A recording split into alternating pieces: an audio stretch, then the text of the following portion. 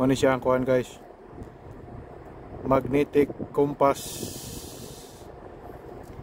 Akong gi-check inspection if na mga cavities, bubbles sa ilalom. So wala man, vertica intact, vertica silyado. Yan. Check sa nako ang valve, sigar man na para nang testingan ubos na because doon na siya, main na siya, main og emergency no ra. Okay ni, wala problema. Ang ga-check po, wala problema. Moro to.